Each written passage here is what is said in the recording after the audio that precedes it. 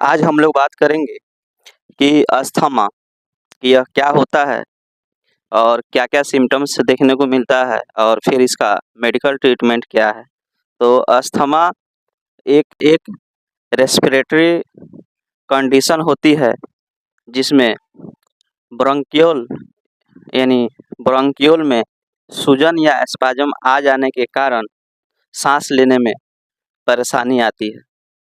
तो आइए इस वीडियो में हम लोग इसी के बारे में देखेंगे कि यह क्या होता है। सबसे पहले हम लोग देखेंगे कि यह अस्थमा होता क्या है। तो यह एक रेस्पिरेटरी सिस्टम की क्रोनिक इन्फ्लेमेटरी कंडीशन है जिसमें लंग्स की ब्रोंकाई में स्पाज्म यानी सूजन आ जाने के कारण व्यक्ति का नॉर्मल ब्रीथिंग पैटर्न यानी जो नॉर्मल सांस लेने की प्रक्रिया है वह डिस्टर्ब हो जाता है। अस्थमा को मेडिकल टर्म में ब्रोंकियल अस्थमा के नाम से भी जाना जाता है। यह एक reversible obstructive respiratory disease condition है। यह बीमारी व्यक्ति को एक बार हो जाने के बाद यह वापस हो सकता है। यह पूरी तरह से ठीक नहीं होता है। अस्थमा की कंडीशन में hyper responsiveness of trachea, mucosal swelling, narrowing of airway and excessive production of mucus जैसी समस्या देखने को मिल सकती है। इमेज में आप कुछ इमेज देख सकते हैं। यहाँ पे अस्थमा की कंडीशन में कैसे पेशेंट करता है, यहाँ देख सकते हैं। ये अब यहाँ हम लोग बात करेंगे अस्थमा की टाइप्स की, जिसमें पहला हमारे पास आता है एपिसोडिक अस्थमा। इसका मतलब एपिसोडिक अस्थमा में ये होता है कि कोई भी सिम्टम्स जो देखने को मिलता है वो अचानक से मिलता है, यानी पहले से चली आ रही सिम्टम देखने को नहीं मिलता है, अचानक से सिम्टम देखने को हमको मिलता है। इस प्रकार के अस्थमा के दौरान अस्थमा के लक्षण अचानक प्रकट होते हैं। इसमें व्यक्ति के अंदर restlessness, dyspnoea, cough and wheezing sound आदि लक्षण दिखाई देते हैं। इसकी अवधि कुछ घंटों से लेकर 3 दिन तक हो सकती है। इसका जो पीरियड है यानी टाइम है, यह कुछ घंटा से लेकर 3 दिन तक यह रह सकता है। दूसरा टाइप्स की बात करें तो क्रोनिक अस्थमा होता है। लंबे समय तक व्यक्ति के अंदर अस्थमा के लक्षण दिखाई देना क्रोनिक अस्थमा कहलाता है, जिसमें व्यक्ति का उपचार करने के बाद भी लक्षण की गंभीरता में किसी प्रकार का सुधार नहीं आता है तथा व्यक्ति अस्थमैटिक अटैक की कंडीशन में चला जाता है। डिस्पनिया व्यक्ति के अंदर देखने को मिलती है।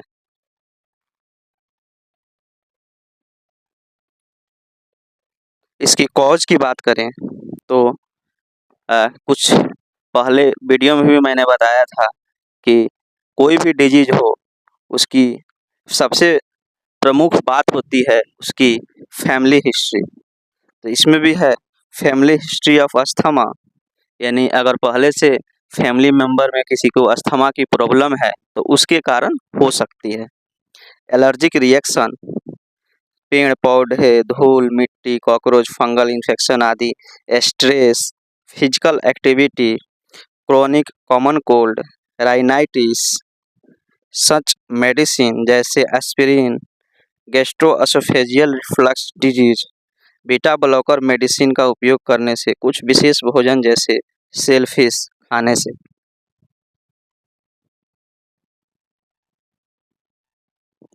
सिम्टम्स क्या-क्या देखने को मिलता है अस्थमा में?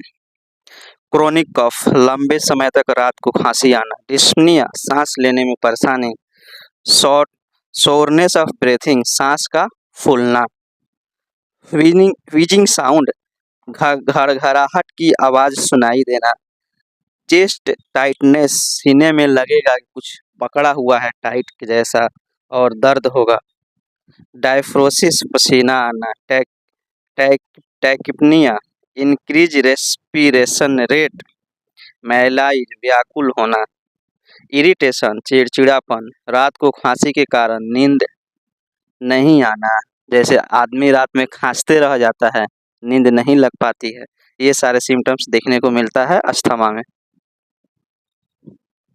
डायग्नोस की बात करें, जिसमें पहला है history taking, physical examination, chest X ray, skin hypersensitivity test, pulmonary function test, ABG analysing arterial blood analysis, peak respiratory flow rate, CT scan, MRI examination, ये सारे डायग्नोस हम लोग कर सकते हैं अस्थमा में। ट्रीटमेंट की बात करें तो सबसे पहला इसमें आता है ब्रोंकोडायलेटर मेडिसिन, जो जो इसका नाम है वेल रिटार्ड टेबलेट नाम से हमारे मार्केट में आता है। कॉम्पोजिशन की बात करें तो थियोफाइलिन, आप इमेज में देख सकते हैं, आसानी से मार्केट में अवेलेबल है। इसकी डोज की बात करें तो 300 mg दिन में एक बार एडल्ट के लिए दे सकते हैं, और चाइल्ड में 1 से 15 साल के बीच 12 mg दिन में एक बार दे सकते हैं। दूसरा जो मेडिसिन हमारे पास है, ये भी ब्रोंकोडायलेटर मेडिसिन है, अमीनोफाई इंजेक्शन है। यह इंजेक्शन है। इसकी कंपोजिशन की बात करें तो अमीनोफाइलिन, आप यहाँ देख सकते हैं इमेज में, जो आसानी से मार्केट में अवेलेबल है। इसकी डोज की बात करें तो 0.5 mg पर kg आईवी में दिया जाता है, स्लो, यानी धीरे धीरे इसको दिया जाता है। इसके बाद जो हमारे पास है एक टैबलेट है, एकोलेट टैबलेट। कंपोजिशन की बात करें तो जफीर लुकास्ट, इमेज में आप देख सकते हैं 20 mg में आता है हमारे मार्केट में। इसकी डोज की बात करें तो 20 mg 2 बार दे सकते हैं। अगर चाइल्ड को देना हो तो 10 mg 2 बार दे सकते हैं।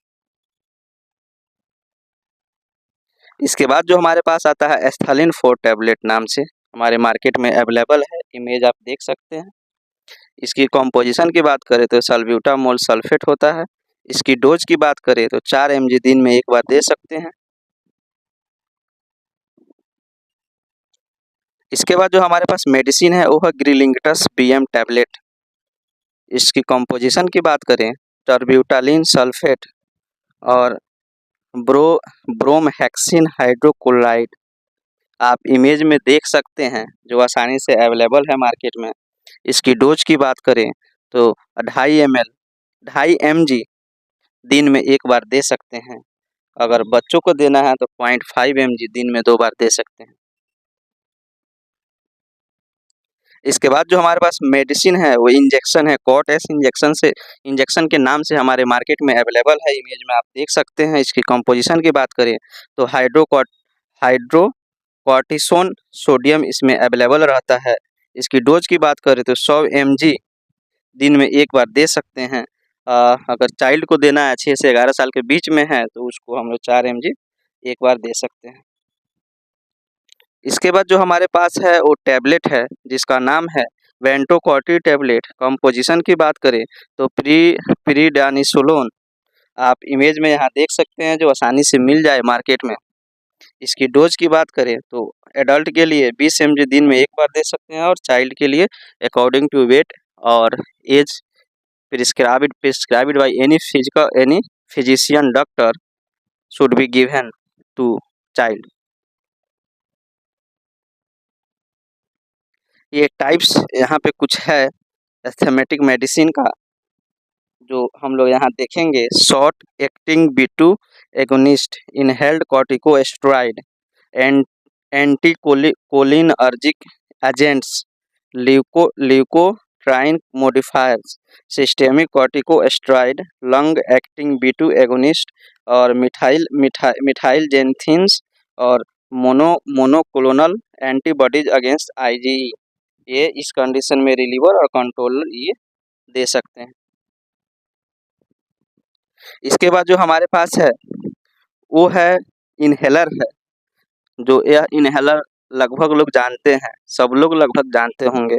यह लिवोलिन इनहेलर है। कंपोजिशन की बात करें तो लिवोसल्ब्यूटामोल, डोज की बात करें तो एडल्ट के लिए 2.5 mg दे सकते हैं। आप इमेज में यहाँ देख सकते हैं, जो आसानी से हमारे मार्केट में अवेलेबल है।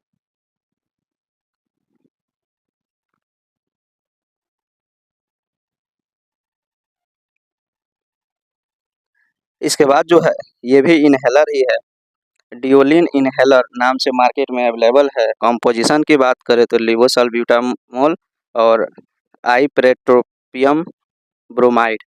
इसकी डोज की बात करें तो आप इनहेल कर सकते हैं इसको दिन में 2 बार। तो बस इस वीडियो में इतना ही था अस्थमा के बारे में कि क्या होता है अस्थमा, इसकी कॉज क्या है, सिम्टम्स क्या देखने को मिलता है और हम लोग मेडिकल ट्रीटमेंट में क्या-क्या कर सकते हैं। इसमें बताई गई सारी मेडिसिन्स यह सिर्फ आपके नॉलेज के लिए है। कोई भी मेडिसिन्स का प्रयोग करने से पहले आप एक बार डॉक्टर से कंसल्ट करें, उसके बाद ही कोई भी मेडिसिन्स का प्रयोग करें।